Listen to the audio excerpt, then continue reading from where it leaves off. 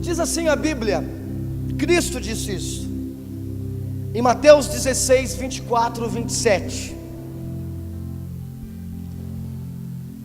Pastor, está aqui minha Bíblia. Você é bom de Bíblia? Então abre aí. Também quem não achar Mateus, não acha mais nada, né, irmãos? Meu Deus do céu. Então Jesus declarou aos seus discípulos. Vamos lá, por isso que a gente cantou a música aí. Qual é a música mesmo? Da cruz lá? Passei pela cruz, não volto mais. Quem passou pela cruz? Tá bem fraco esse negócio aqui. Quem passou pela cruz aqui? Então Jesus disse aos seus discípulos: se alguém quer ser meu discípulo, quer seguir-me, negue-se a si mesmo, tome a sua cruz e me acompanhe. Porque quem quiser salvar a sua vida, vamos lá, vocês repetem, vocês digam: quem quiser salvar a vida, muito fraco. Quem quiser salvar a sua vida, mas quem perder a vida por minha causa, encontrará a verdadeira vida. Aleluia. Não é qualquer coisa, a verdadeira vida, vida de verdade, a única vida. Sei que essa aqui que era a verdadeira vida. Não, essa não é. Pois que lucro terá uma pessoa se ganhar o mundo inteiro, mas perder a sua alma? Ou que poderá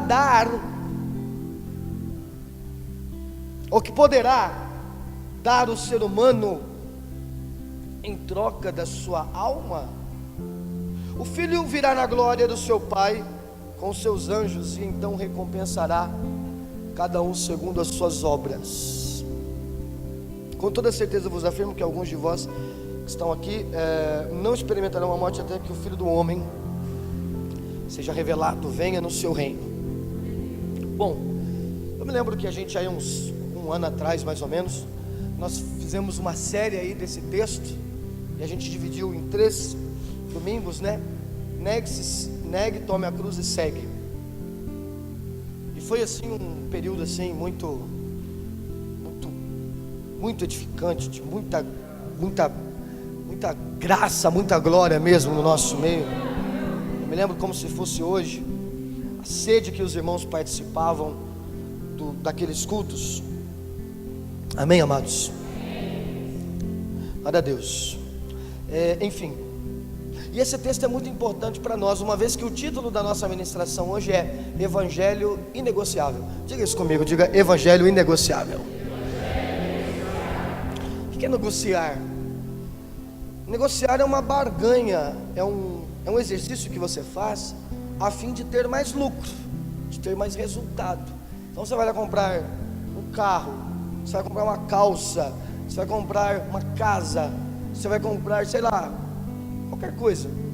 Você vai negociar, porque você tem o intuito de ter mais lucro, de comprar mais barato. Então você fica ali negociando para não sair no prejuízo, para não pagar além do devido valor. Isso é negociar. Vocês fazem isso, não fazem isso, irmãos? Meu Deus do céu, está baixo. Vocês fazem isso? Quando você chegar para o vendedor e falar: quanto que é 30? Fala: eu pago 35. Não, 30 não. Como é que é o ditado? Filho que não mama, não. Filho que não chora, não mama, né? Esse é um ditado muito novo, por sinal, né? Filho que não chora, não mama. Então o que é isso, rapaz? 30 não, faz 22. Você está louco? Eu vou te dar de graça. Então, para não perder, né, você 25. Você fica naquele exercício ali. Será que a gente negocia com o Evangelho, pastor? Então, irmãos, provavelmente, querido, no que tange o que a Bíblia vai falar a respeito da nossa vida cotidiana, do nosso comportamento diário, pode ser que em alguns aspectos a gente tente negociar com Cristo.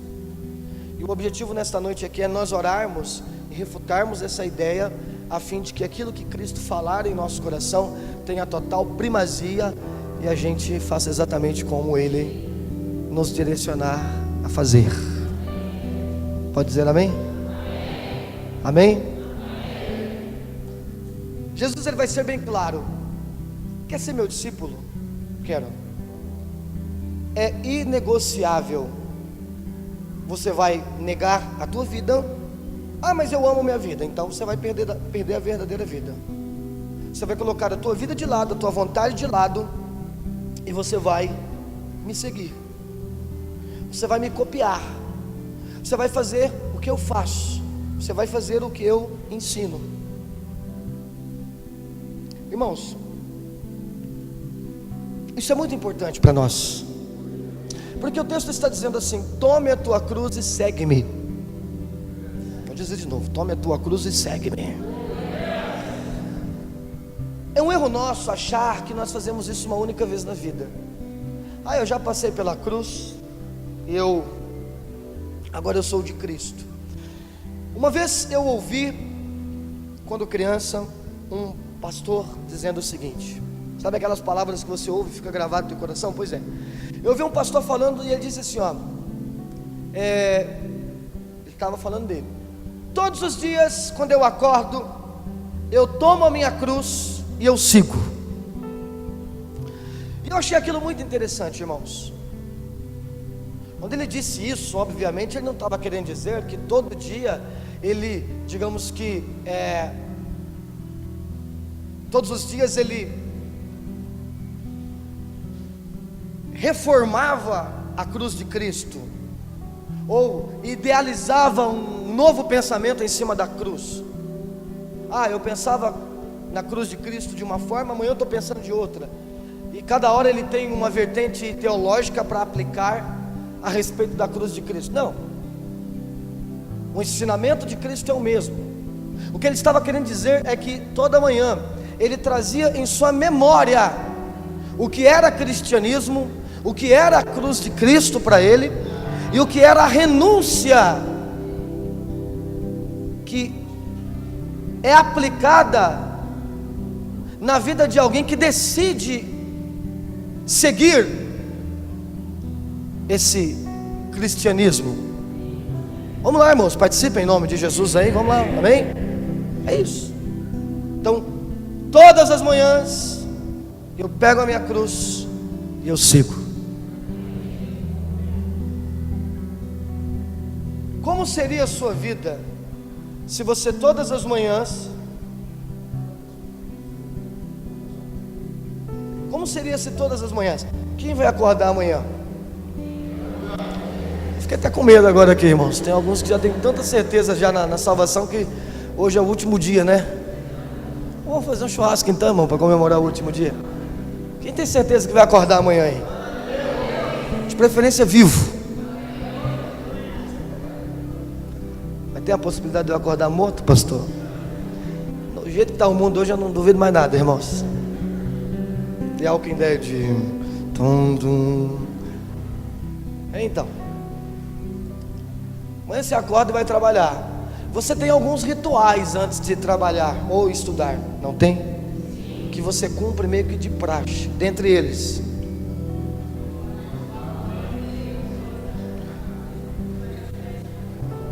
nossa, irmão, vocês já acordam e já vão direto já, né? Vamos lá, acordou. Vocês estão falando de escovar o dente com tanta vontade, irmãos, que o bafão de manhã deve sair até quente, né, irmãos? Acorda, as irmãs passam metiolato não é um base. Os irmãos dão aquela ajeitada na barba, tira aquele espelhinho do travesseiro. Você tem um ritual e você se troca, você põe roupa, você não sai pelado. Imagine se toda manhã quando você acordasse, tivesse uma cruz ali na tua casa, e você pegasse a tua cruz, colocasse nas costas e saísse com ela. Imaginou isso? Nossa, pastor, já imaginou? Eu entrar no carro, coloco a cruz do lado, e você vivesse toda a tua vida com uma cruz. Então quando o pastor vai dizer que toda manhã ele acorda e ele pega a cruz de Cristo e sai com ela, é isso. Não, nós não vamos confeccionar uma cruzinha de madeira para a gente sair com a cruz na mão. mas é algo que identifique. Você pode repetir essa palavra comigo? Você pode repetir com vontade, com alegria? Muito bem. Que identifique. Por exemplo, se eu saísse toda manhã com uma cruz nas costas, como as pessoas olhariam para mim? Oh, aquele cara ali tem uma cruz. Tipo, passou um cara aqui. Como? Com a cruz nas costas? Passou. Ó, você vai lá na casa, você vai no trabalho daquele rapaz, mas quem é ele? É um moreno. Ah, mas tem um monte de moreno. Não, que está com a cruz nas costas. Ah, então beleza. Se eu tivesse uma cruz comigo, todos os dias eu seria identificado por essa cruz. Irmãos, quando é que a gente começa a perceber que o Evangelho de Cristo não está sendo negociado por nós? Quando nos lugares onde estamos, onde vamos, independente de quais sejam, seja lazer, trabalho, não importa, obrigações, mas a gente percebe que o Evangelho de Cristo está sendo colocado em prática em nossas vidas quando nós chegamos, e a memória da cruz está presente em nós, e as pessoas percebam isso. Vamos lá, vamos participar com glória a Deus aí. Tudo bem. Pois é, pastor, mas não é fácil, né? Claro que não é fácil, porque por vezes, irmãos, a gente meio que não permite que todas as manhãs a gente tenha a obrigatoriedade de assumir as nossas responsabilidades e lembrar a missão que nós temos em Cristo. Mas sabe por quê, pastor? Porque isso não é fácil. Irmão, ser cristão é fácil? Muito bem, vou perguntar de novo: ser cristão é fácil? Torna-se fácil quando há o auxílio do Espírito Santo, e é Ele quem intercede por nós, contrariando a nossa vontade, fazendo com que prevaleça a vontade de Cristo.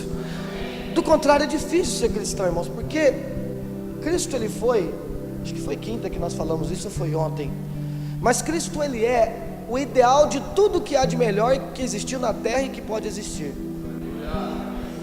Irmão, quando você vai falar de homem, teve muito homem nobre na terra aí, mas nenhum deles superam Jesus em nenhum aspecto. Cristo é o ideal para todo homem em qualquer era, em qualquer época, não só para homens, mas para seres celestiais também. Irmãos, participam em nome de Jesus. Isso, glória a Deus. Mas presta atenção, como é que você vai ser igual a alguém que é muito bom? Quem joga bola aqui? Os caras estão morrendo, meu Deus do céu. Quem joga bola aqui? Você joga bola igual o Ronaldinho Gaúcho? Claro que não. Ah, o Clebinho é ruim. Eu quando jogava bola, irmãos, eu tinha um sapateado, exatamente. Eu tinha um sapateado diferente, mas chegava ali o Ronaldinho Gaúcho uns 77% mais ou menos, né, Clebinho? Só faltava o dente, né, igual. Ah não, isso é igual o Ronaldinho, não dá não. Cristiano Ronaldo, assim ó, como é que faz? Eu sei como é que é. O Vinícius acha que ele é o Cristiano Ronaldo, irmãos. Coitado dele, tá dó dele. Ah, eu não consigo ser igual não. Cantor, vamos falar de uma cantora aí, famosa, Mariah Carey. Se fosse em português era Maria Kelly. Maria Kelly, vamos chamar de Maria Kelly. Maria Kelly canta que é uma beleza. Você vai conseguir cantar igual Maria Kelly, filho? And now, essa. And now it's you. Não é Maria Kelly? É. Ah, Whitney Houston. É que elas são muito iguais. Qual que é da Maria Kelly? Qual que é da Maria Kelly? Como? Como é que é?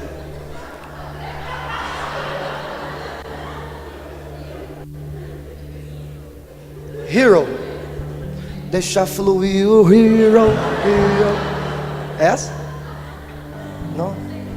Então vamos esquecer aqui. Vixe, cantar igual a Mariah Carey ainda não. Guitarra. Vou falar um guitarrista bom aí.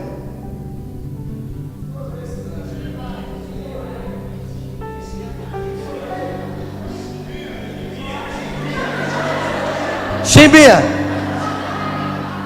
Você sabe fazer igual? Não tem como fazer igual. Não tem como fazer igual, porque está muito lá em cima. Falaram Vinícius ali. Está muito lá em cima. E aí? Aí você pega o cara que é simplesmente o the best, o melhor de todos, o insuperável, o herói e tal, que é Cristo. Aí Jesus fala, então você vai ser igual eu, fazer as mesmas obras que eu faço. Não dá. Aí é por isso que a pergunta que eu fiz aqui é fácil ser cristão? Aí você disse não. Porque há uma série de obrigatoriedades diárias que você tem que fazer como cristão, que eu tenho que fazer como cristão. Estou certo ou estou errado, irmãos? Só que há um segredo para que isso seja feito. E a Bíblia vai dizer em Hebreus 5:7 que durante os dias de Cristo aqui na terra, Ele ofereceu orações e súplicas em clamor com lágrimas àquele que podia o salvar da morte, tendo sido ouvido por causa da sua reverente submissão. Mesmo sendo considerado de fato filho do Deus vivo, aprendeu a obediência por intermédio das aflições que padeceu, e uma vez sendo aperfeiçoado, tornou-se fonte de salvação eterna para todos aqueles que obedecem, tendo sido nomeado por Deus sumo sacerdote segundo a ordem de Melquisedeque. Então o que acontece, irmãos? Então Jesus também não era fácil para ele. O chamado dele, o ministério dele, as aflições que ele passava, as lutas que ele passava, também não eram fáceis para ele. Mas ele se torna perfeito quando ele vai por um caminho, e o caminho é da intimidade, e o caminho é o caminho da disciplina, é o caminho da oração. Cristo, ele vai alinhar o seu coração com o desafio da cruz, através do que? De uma vida disciplinada. Grava essa frase: é impossível manter uma vida com Cristo à distância. Grave isso. E sabe qual que é o grande problema, irmãos? O problema é que por vezes nós não fazemos como esse pastor ensina. Eu vou lá, eu pego a minha cruz e eu lembro na minha memória que hoje eu tenho que ser cristão. Tem dia que a gente sai, irmãos, e parece que aquele dia a última coisa que a gente lembra é que a gente é cristão. Outro dia teve um irmão que falou para mim, eu liguei para ele estava meio nervoso. Aí eu até desliguei. Aí ele depois veio falar comigo: ô pastor, perdão, aquele dia lá eu estava muito nervoso. Aquele dia lá eu estava endemoniado, pastor. Meu Deus do céu. Eu falei: estava o quê, irmão? Estava endemoniado, pastor. Aquele dia eu xinguei tanto, xinguei todo mundo. Mas eu xinguei. Não, pensa no dia que eu falei tanto palavrão na minha vida. Foi aquele dia, pastor. E eu reparando essa naturalidade que ele estava falando para mim. Nossa, pastor, mas aquele dia eu estava, nossa, acho que se até o diabo aparecesse na minha frente, ele ia ficar com medo de tão endemoniado que eu estava aquele dia. Falei assim: mas ele foi sincero, mas todos nós aqui temos isso também. Tem dia que você está meio... Não tem? Ou não tem? Não tem não? Tem que você está meio irreconhecível assim. Você fala: esse irmão hoje está meio... Pois é, e aí o que acontece? As misericórdias, lembra daquela frase? Misericórdia do Senhor se renova na minha vida todo dia, toda manhã, porque eu preciso dela. Então nós temos que fazer esse exercício toda manhã. Pegar a nossa cruz, trazer a nossa memória: eu sou um cristão. E o nome disso é disciplina, irmãos. A graça, ela não pode ser mal compreendida. Deixa eu falar uma coisa para vocês. Nós temos um sério problema dentro do Evangelho de Cristo, referente à graça. A gente acha que o homem é salvo por causa da graça de Cristo. Glória a Deus. Então eu não preciso fazer nada, tudo quem faz é Jesus. E eu posso viver uma vida aí bagunçada, relaxada, fazer o que? É graça, é graça, é graça. E a gente acha que a graça é meio que uma desculpa para a gente sair fazendo tudo que a gente quer. E aí depois a gente fala: não, mas Jesus me perdoa. Não, mas Jesus, Ele me entende. Calma, irmão. Quando a gente pega as duas principais religiões do mundo, as duas não, são três, né? Mas tirando o cristianismo, quando a gente pega o judaísmo e o islamismo, a gente nota nos seus praticantes um comportamento às vezes diferente daqueles que são cristãos. Cara, o judeu ele é muito pragmático, ele é muito sistemático, ele é muito disciplinado na relação que ele tem com Deus. Dentro do Islã a mesma coisa. Eu lembro uma vez que eu estava conversando com um judeu, e aí ele acabou a conversa rapidinho assim, ele tinha que ir embora. E a conversa estava boa, eu falei, peraí rapaz, calma tal. E ele falou, não, tem que ir embora, porque ele tinha que fazer, eu não lembro o que era, se ele ia entrar em algum jejum, se ele tinha uma oração para fazer. Ele tinha alguma coisa referente à religião que ele tinha que resolver, ele não podia ficar conversando comigo. E sabe quando Deus te dá aquele tapa assim e fala, aí, tá vendo? Você não é assim. Por quê? Porque aí a gente coloca a graça no meio. E a gente deixa, irmãos, Deus, Cristo, por causa de qualquer coisa. Nós não temos essa disciplina em ter um relacionamento com Deus. Só que Jesus ele vai entender que o desafio de uma vida cristã passa por alguém que tomou a cruz, por alguém que renunciou e disse, agora eu vou ser disciplinado nesse caminho, porque se eu não for disciplinado, eu me perco. Ele nos deixou o exemplo de disciplina, e nós precisamos disso, irmãos.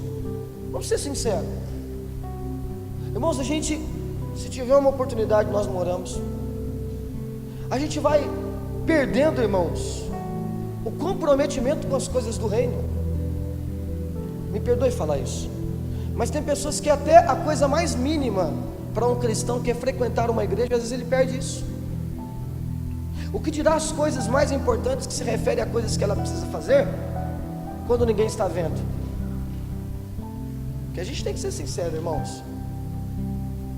A gente tem que ser sincero, irmãos, que dificilmente a gente faz quando está no secreto algo muito diferente do que a gente faz na frente dos outros.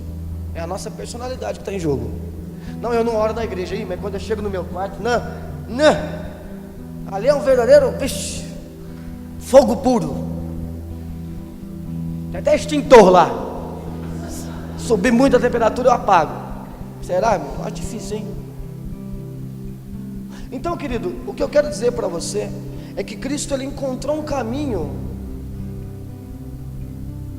para ter obediência e seguir o plano de carregar a cruz que Deus tinha imposto para ele. E o caminho era da disciplina, das orações com lágrimas, desse desejo. Grava isso que eu vou te dizer: uma vida espiritual bem sucedida custa caro. Uma vida espiritual bem sucedida não é de graça, custa tudo aquilo que nós temos.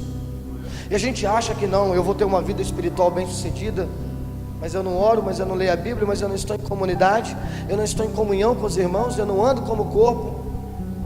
É o que foi ministrado aqui ontem. Você não estava, né? Foi bom.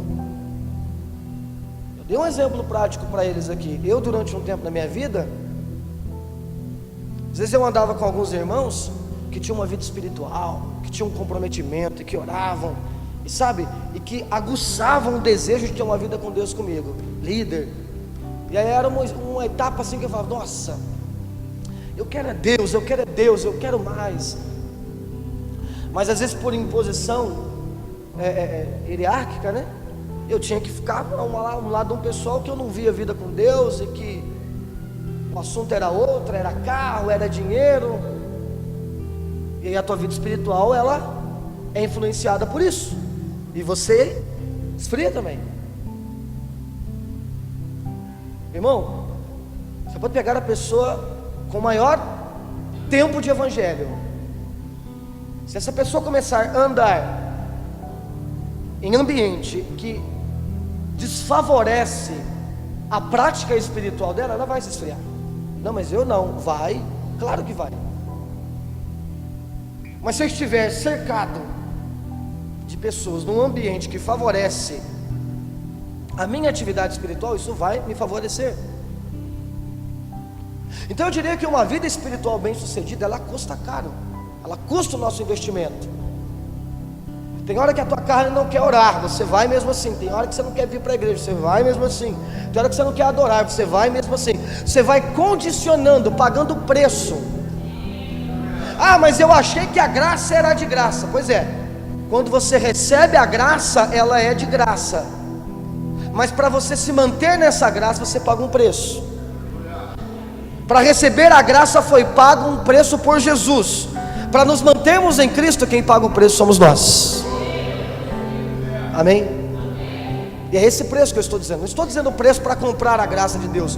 Isso nós recebemos imerecidamente. Mas para nos manter nesta graça, nós precisamos de uma vida piedosa. E piedosa é isso. O que é piedade? É uma vida de devoção, de esforço, de aplicação pessoal, de disciplina. Faz um favor para você mesmo, irmão. Não deixe de vir na igreja por causa de qualquer coisa. Eu pensei que esse favor que era para mim. Não, para mim não, eu tenho que fazer esse favor para mim. Não deixe de orar por qualquer coisa. Não deixe de servir. Você pode dizer um amém, né? Não deixe de servir por nada, por qualquer coisa. Só em último caso mesmo, irmão, não venha na igreja. Tipo, se você morrer. Do contrário, venha. Ah, não vou vir não. Quando eu vi o pastor Delton, a filha morreu na sexta-feira, foi enterrado no sábado. No domingo ele estava no altar, chorando em lágrimas e cantando com a igreja, adorando, sem pedir nada, só agradecendo a Deus, porque Deus sabe todas as coisas. Aí 2 semanas depois ele foi internado no mesmo hospital que a filha, com pancreatite, um monte de coisa lá, e mandou o áudio para mim. Minha vontade mesmo era estar na igreja servindo a Deus. Eu olhei e falei: meu Deus, dá meu coração igual a esse. É isso que nós precisamos. Porque se a gente tem problema, a gente não vem. É até uma brincadeira interna aqui que eu faço com o Douglas, falando do povo. Não é só vocês aqui não, irmãos. Sou eu, é você, é todo mundo. Choveu, vixe, não vou na igreja porque choveu. Fez sol, não? Sol. Ixi, poeira, meu Deus, poeira não dá para ir na igreja. Mas tosse lá, Deus me livre. Mas o fato não é vir na igreja, irmãos. O fato é pegar a cruz de manhã e andar com ela. Porque às vezes o cara está o dia inteiro na igreja, também não significa muita coisa. Mas é eu ter uma vida com Deus no meu carro, no meu trabalho, na rua, em casa. Às vezes o cara deixa para ler a Bíblia na igreja, quando ele deveria ler a Bíblia em casa. E a igreja é um lugar de adoração, de culto ao Senhor, né? É isso que eu estou dizendo. A palavra é disciplina. Vamos ter uma vida disciplinada para nós nos mantermos nessa graça que nós recebemos imerecidamente, mas nós não podemos permitir que nada comprometa ela sobre as nossas vidas. Quem pode dizer amém aí, meus amados? Jesus ele vai dizer em Lucas capítulo 14 versículo 33 o seguinte.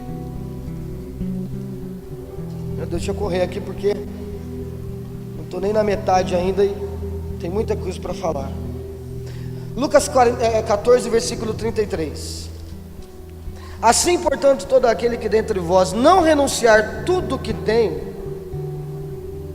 de mais estimado, não pode ser meu discípulo. Portanto, bom é o sal, mas se ele perder o seu sabor, como restaurá-lo? Não serve para nada, a não ser para ser pisado por adubo e lançado fora. Aquele que tem ouvidos para ouvir, ouça. Olha que coisa tremenda. Jesus fala: aquele que não renunciar o que tem de mais estimado, não pode ser meu discípulo. Não pode ser meu discípulo. Então aquela ideia que o evangelho é a graça, não me custa nada. Não, ela está errada. A Bíblia vai falar, Cristo vai falar na parábola que o reino de Deus é comparado a um homem que achou um terreno, e ele não se apoderou desse terreno. Ele não era do MST e ele pegou esse terreno para ele, porque esse terreno pertencia à elite e agora é dele, e ele pegou todo o dinheiro, todo o tesouro que estava lá para ele. Não. A parábola de Jesus vai dizer que que esse homem vai vender o terreno que ele tinha, porque trata-se de esforço, de disciplina, e ele vai comprar, ou seja, tem custo, e ele compra o outro terreno, a fim de pegar o tesouro que está ali. Então é uma troca, há uma renúncia seguido de uma aplicação, de um comprometimento, de uma disciplina. Custou. Jesus está dizendo: se você quer ser o meu discípulo, você vai ter um custo. O custo do discipulado, é esse o título desse trecho aqui, da passagem. O custo do discipulado. Não vai ser fácil. E aí que está a questão, irmãos. A gente acha que com o pecado, com a apostasia, com a frieza, nós vamos vencê-los da forma mais básica e da forma mais tranquila possível. Olhe para mim. Como é que eu venço o pecado? Eu bato o pé assim, ó. Me ensinaram: sai, Satanás. Aliás, eu não sei porque as pessoas batem o pé quando oram, né? Diabo, sai!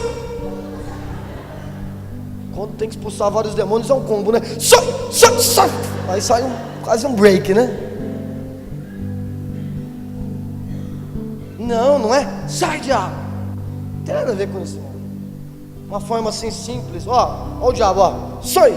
Saiu. Mudou o caráter agora. Não é assim não. É custo do discipulado. É igual aprender inglês. Disciplina. Aprender a andar, disciplina. Aprender a falar, disciplina. Aprender lá, academia, lá, letras, português, o que você for fazer, engenharia, é disciplina, comprometimento. Com Cristo é a mesma coisa. Só que ele vai dizer: se você não renunciar o que você tem de mais estimado, você não consegue entrar nesse discipulado. E aí eu te faço uma pergunta: o que você tem de mais estimado na sua vida? Nossa, ninguém me respondeu nada. Pense um pouquinho. O que é que você tem de mais estimado na sua vida? É minha mãe. O que você tem de mais estimado na sua vida? São os meus filhos. O que é que você tem de mais estimado na sua vida? É o meu carro, meu celular, meu gato. Sabe o que é que você tem de mais estimado na sua vida? É a sua vida. Isso é o que você tem de mais estimado. Todos os seus reflexos e todas as suas reações, desde as mais básicas, primárias, até quando você morrer, vão colocar um indivíduo em defesa, sempre em primeiro lugar, você mesmo. Quando a água for jogada no seu olho, você fecha o olho. Se tiver você e o teu filho e vier água sobre você, dificilmente você vai tampar o olho dele, você vai tampar o teu primeiro. Porque a origem primária do ser humano é essa: valorizar a sua vida, não querer morrer. Se você descobrisse que você vai morrer hoje, você entraria em pânico. Meu Deus, eu não, porque eu, Deus, mata o pastor. Eu não, mata ele.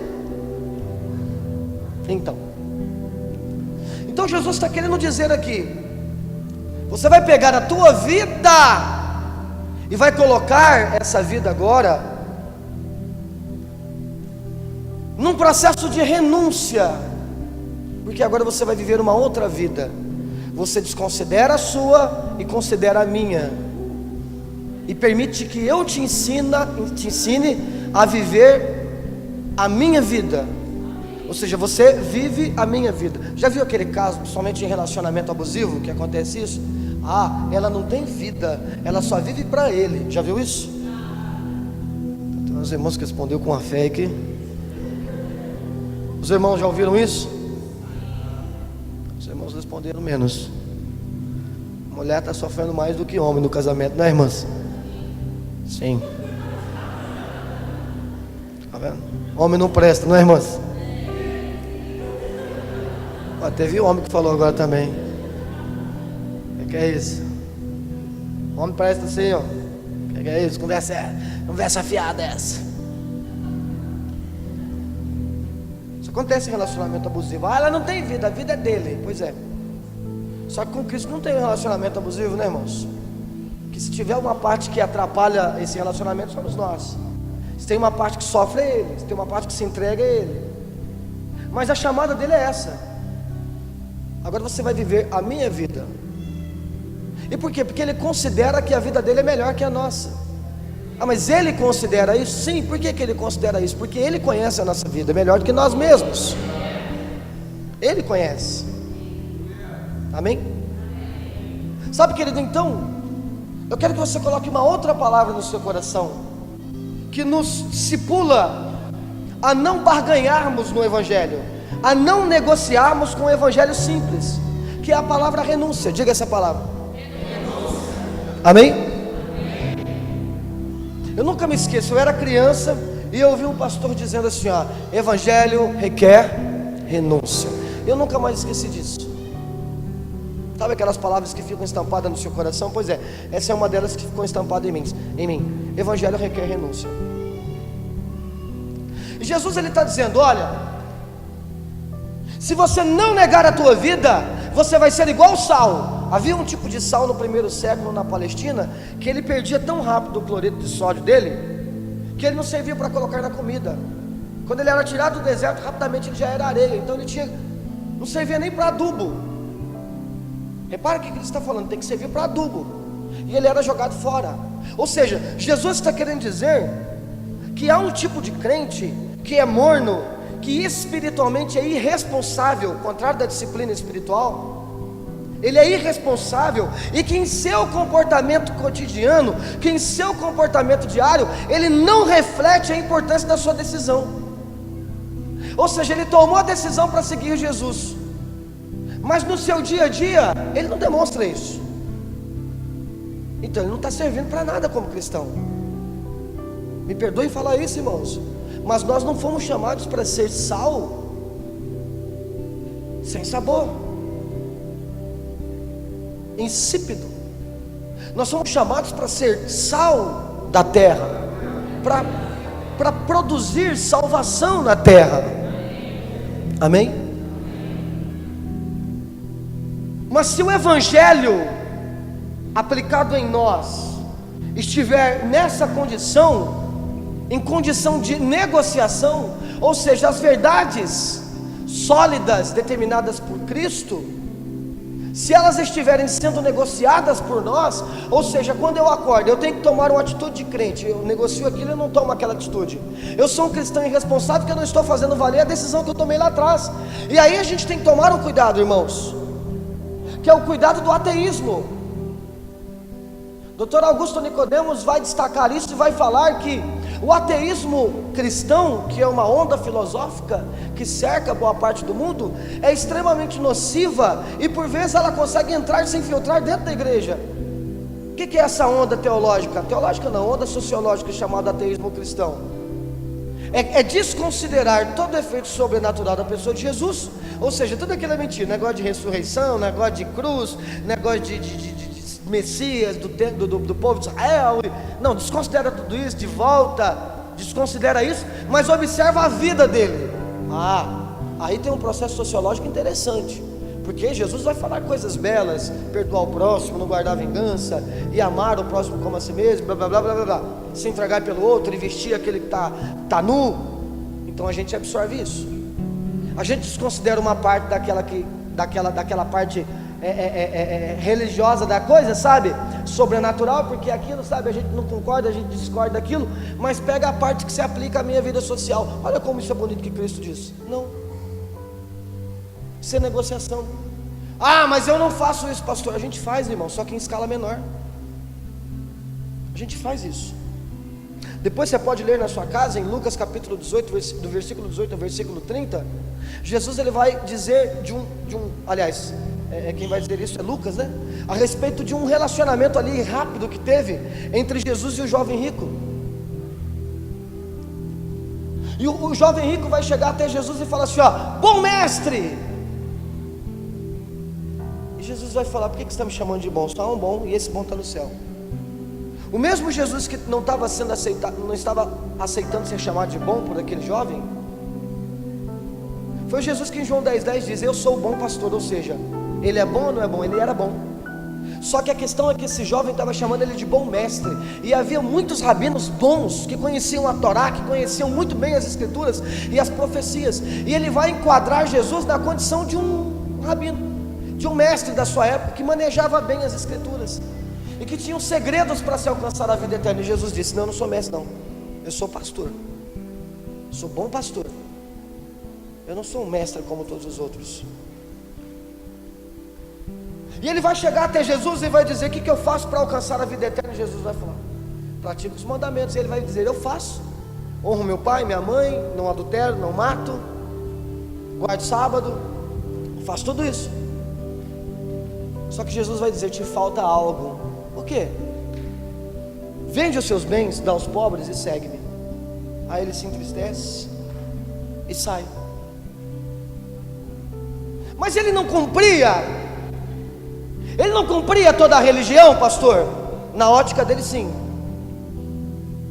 Na ótica dele sim. Mas na ótica do reino não. Na ótica de Deus não. Na ótica de Cristo não. Porque o maior desafio para ele era: renuncia os seus bens. E ele tinha o coração naquilo. E ele não conseguiu renunciar aquilo em prol de Jesus.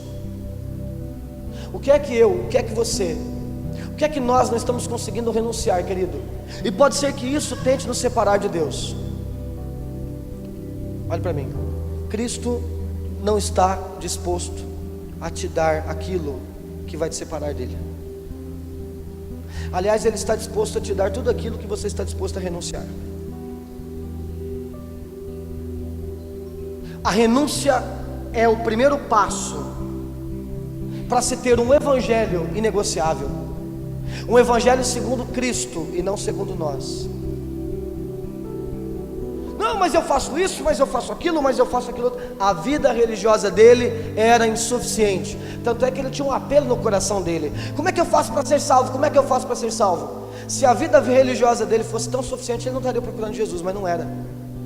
E aqui está a grande questão, irmãos. Quando a nossa negociação no evangelho é parte de um esforço nosso para não cumprirmos a profundidade do evangelho. Determinadas partes do evangelho eu quero ser raso, porque eu sei que eu não posso me aprofundar daquilo, porque aquilo requer renúncia, obrigação, disciplina, e eu não estou disposto a isso. E se tem uma coisa que nós não aceitamos de forma alguma, é que ninguém coloque em xeque a nossa espiritualidade. Verdade ou não? Experimenta um dia fazer isso. Claro que a gente não tem que fazer isso na carne, porque não é o nosso dever. Mas se um dia Deus der a oportunidade de você estar exortando alguém, tente exortar a vida espiritual de alguém e falar para o irmão: irmão, você não está sendo de Deus nisso. Irmão, você não está sendo cristão nisso. Irmão, essa atitude aí não reflete Cristo. As pessoas não aceitam que ninguém coloque à prova a espiritualidade delas. Ninguém aceita que as outras pessoas que coloquem a nossa espiritualidade em xeque. Olha para mim. Mas quando quem está fazendo isso é Jesus? O que a gente faz?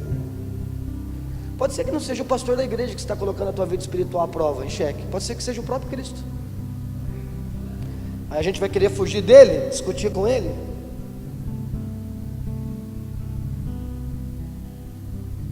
Nós não fomos chamados para desenvolver um relacionamento raso, irmãos. E aqui está o problema. Algumas pessoas estão vivendo um evangelho de superficialidade, e ele tem prazo de validade. Ele não está inserido na profundidade. Ele não está inserido no oceano de graça, onde a pessoa perdeu o controle. Agora a vida mas não é dela, agora a vida é de Cristo.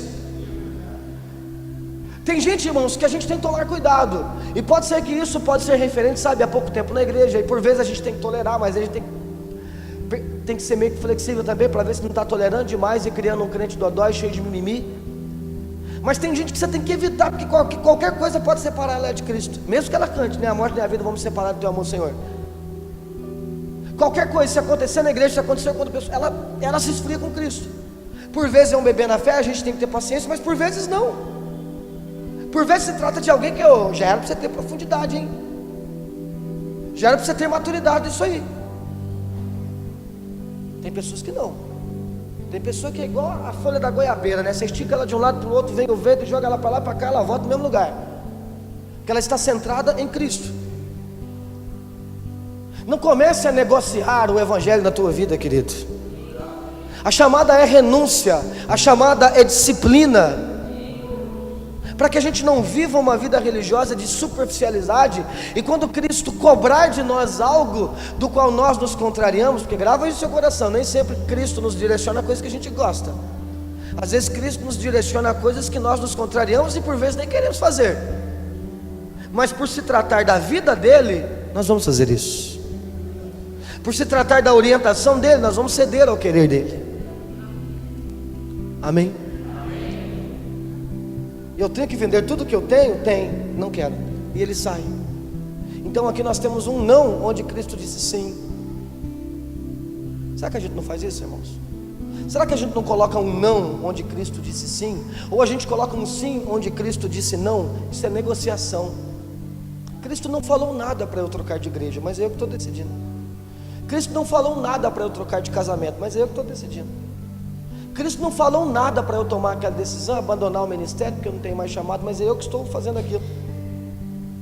Isso é negociar. Cristo não falou nada para eu não dar perdão para aquela irmã, porque ela não merece, mas eu que decidi isso por conta própria. Eu decido aqui.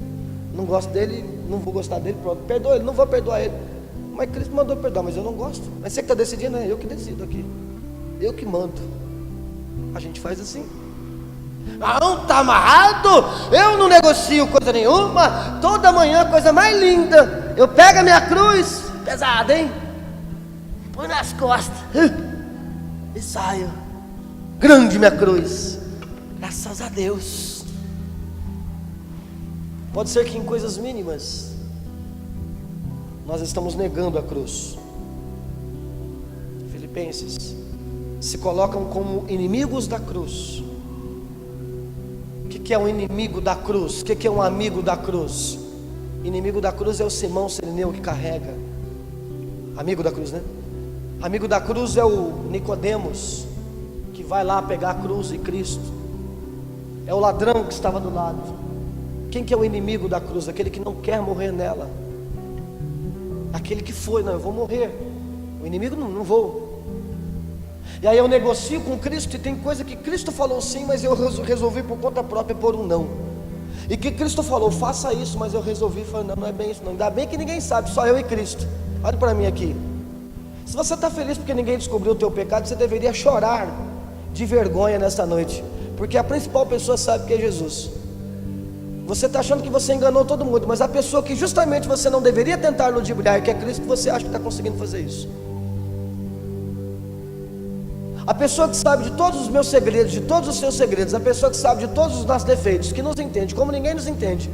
Meu Deus do céu, está muito frio esse negócio aí. Você pode dar um glorinha aí? Isso. Pode ser um glorinha, não precisa ser aquela gritaria, não. Só um glorinha tá bom, tipo um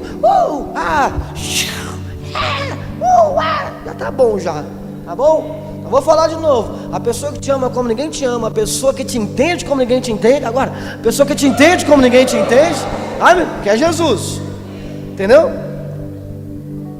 Aí eu desconsidero ela. Então, joga sincero com a pessoa que mais joga sincero com você, querido.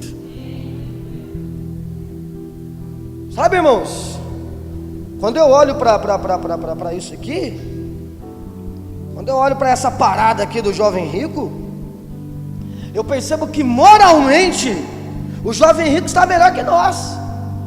Porque ele, quando se sente contrariado no pedido de Jesus, o que ele faz? Sai chutando pedra. Pô, queria ir, cara, mas ele pediu demais. Porque por vezes, moralmente, nós somos piores do que o jovem rico. Porque Cristo nos pede algo e a gente deveria bater uma tristeza e falar, caraca, eu deveria fazer isso, eu não estou conseguindo. Mas a gente finge. O que é que os anjos veem? Só quero Hadouken, ver você. É tão bonitinho ele cantando. A impressão que dá é que ele faz tudo que Jesus pede, faz nada. Como é que canta bonito? Estou falando de nós, irmãos. Como é que a gente é falso? Ou eu estou mentindo? Nós somos ou não somos desse jeito, irmãos? Tipo uma nota de 30. Simula bem. Quase ninguém percebe que é falso. Sabe, querido, Cristo precisa encontrar sinceridade em nós. E é hora de nós pararmos com essa ideia de querer negociar com o Evangelho, mostrarmos quem nós realmente somos para Deus, porque Ele não se envergonha dos nossos pecados, afinal Ele morreu por eles. E quando não concordarmos com o desafio proposto por Cristo, nós não temos a liberdade de necessariamente achar melhor não fazer aquilo. Não, quando eu não concordar, porque o meu eu não quer aquilo, eu entro no processo de Hebreus 5:7.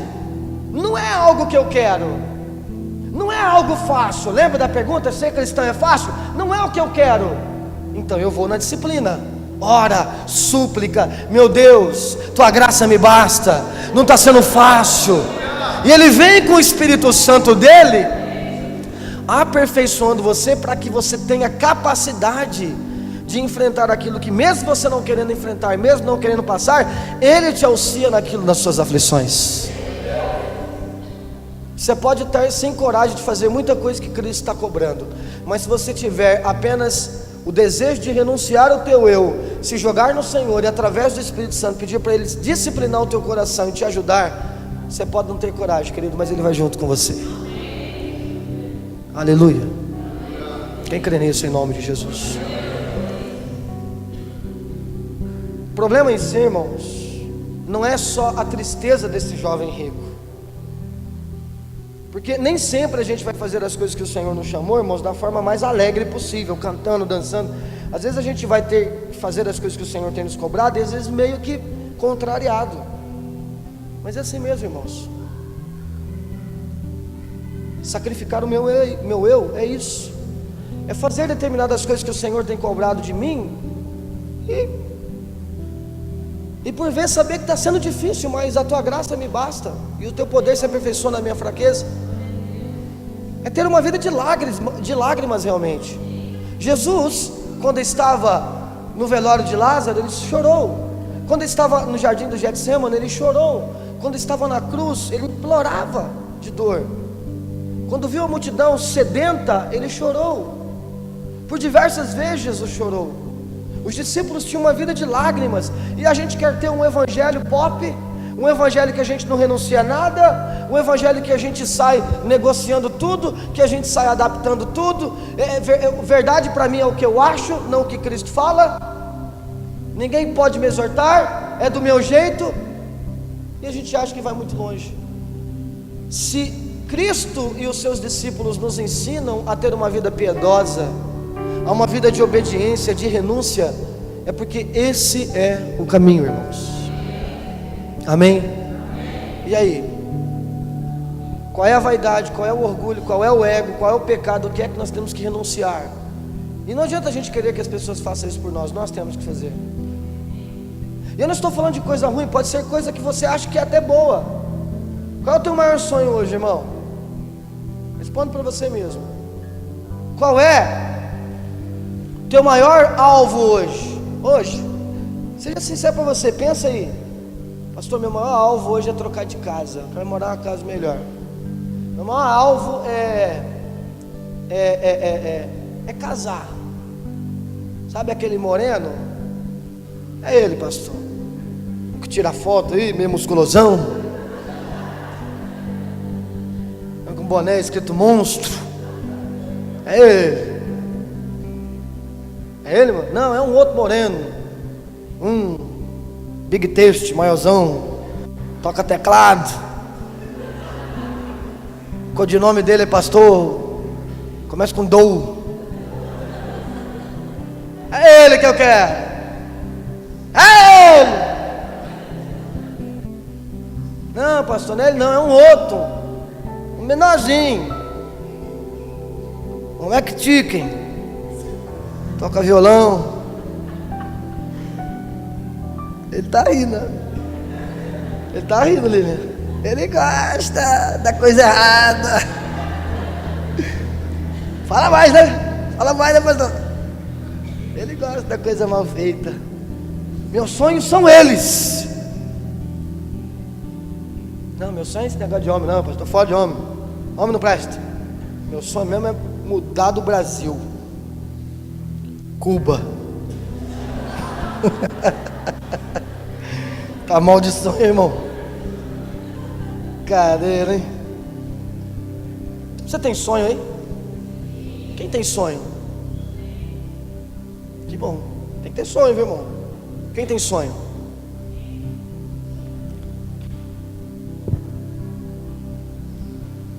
Posso te deixar mal? Essa é a minha função, irmão. Deixar você só bem não rola, né?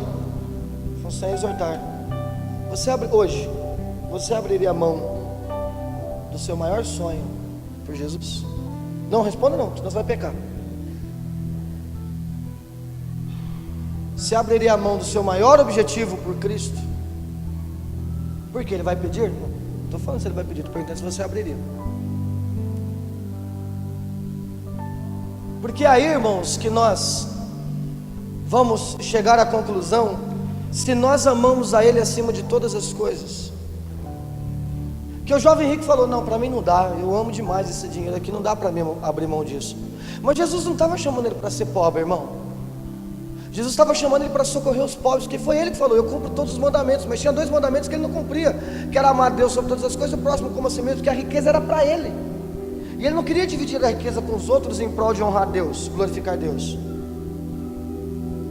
O que eu estou querendo dizer, querido, é que você não tem que abrir mão do teu sonho para provar o amor que você tem por Cristo, mas que você tem que colocar Cristo sobre todas as coisas, e que o teu projeto também seja o projeto de Cristo, e que o teu sonho também seja o sonho de Cristo, e que você não sonhe sem Cristo, que você não projete sem Cristo, e que você não faça nada sem Cristo. Porque corre o risco, querido, corre o risco de você estar querendo tanto algo, e corre o risco de aquilo que você mais desejar ser aquilo que vai te separar de Jesus. Aquilo que você mais quer ter, pode ser que aquilo te separe do verdadeiro Cristo para a tua vida. Separe do Evangelho de Cristo. E se nós não tivermos uma vida de disciplina e aprender a entrar em concordância com Cristo, que é carregar a cruz, a gente não entende isso. Quem está entendendo isso? Diga amém, irmãos. Sabe? Então a gente começa a tratar a palavra renúncia de uma outra forma, num outro plano. Porque quando a gente fala de renúncia na igreja, hoje vamos falar de renúncia. E a gente fala de renúncia como se fosse um negócio ruim. E a gente fala de renúncia como se fosse um negócio chato. Falou o que ela fez? Falou de renúncia. Vixe, ainda bem que eu não fui. A gente fala de renúncia como se fosse a pior coisa. Mas não é isso que Jesus está dizendo no texto. Está falando que se você abandonar essa vida, você vai ganhar a verdadeira vida. Que os discípulos falaram: poxa, mas aí ele não abandonou e a gente abandonou tudo. Jesus falou: calma, vocês abandonaram pai, família, irmãos, vocês abandonaram tudo. Então eu digo que aquele que abandonar tudo terá 100 vezes mais nessa terra e numa era futura. Pode dar um brado aí?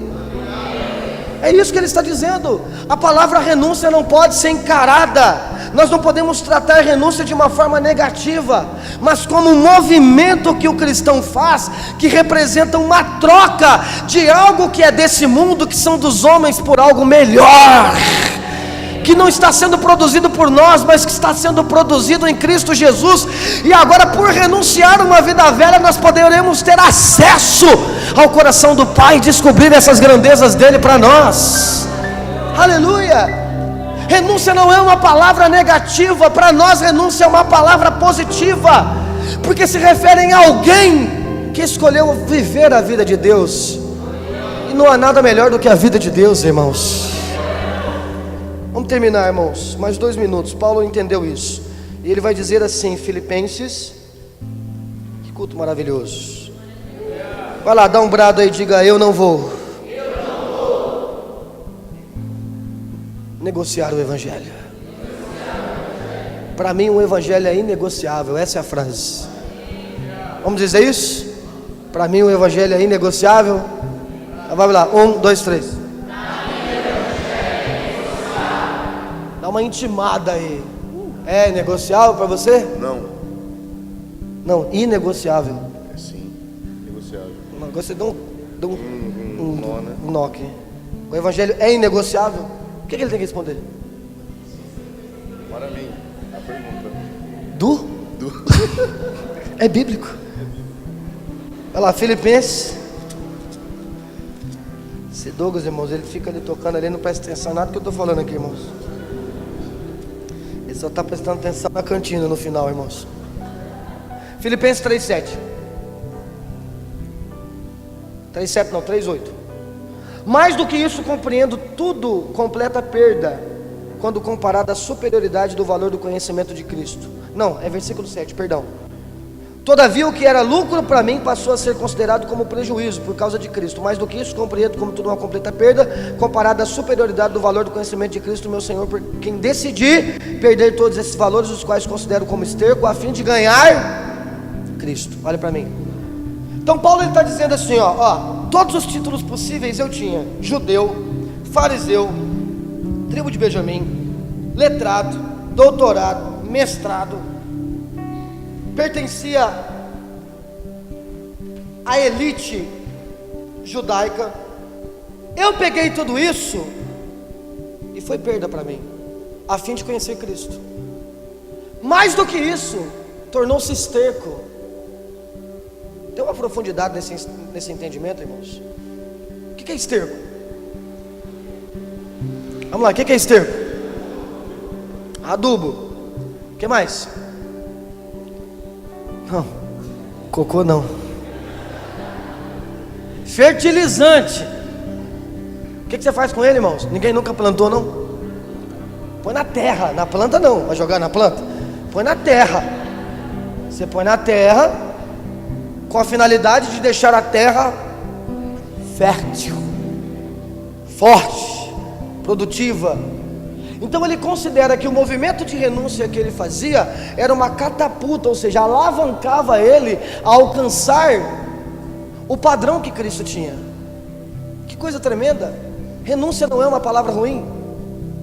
Sabe, querido, olhem para mim aqui. Nem sempre, grava isso, nem sempre aquilo que o Senhor Jesus pede para nós renunciarmos, Ele vai tirar da nossa vida. Quando Deus mandou Abraão renunciar o filho dele, Deus tirou Isaac dele? Deus tirou.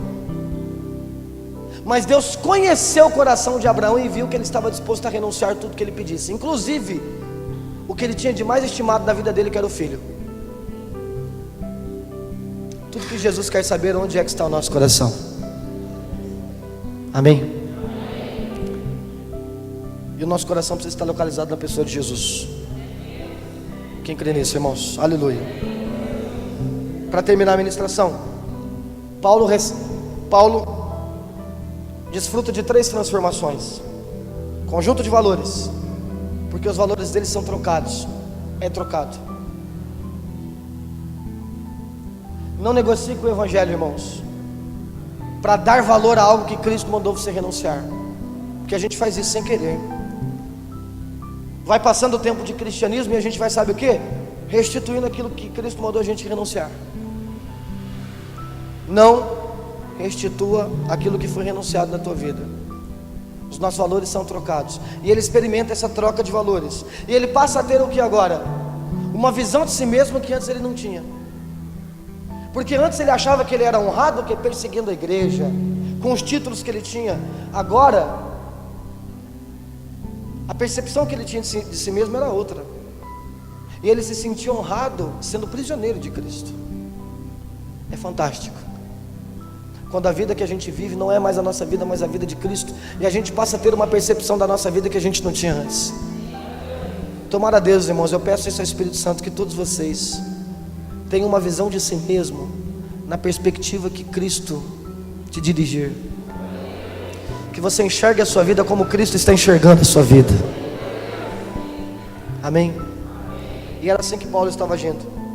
E para terminar, ele tinha uma outra visão de mundo, porque quando os nossos valores e a nossa visão interna é mudada, nós passamos a ter uma outra cosmovisão. Por que eu tenho que correr atrás do que todo mundo busca? Minha visão é outra.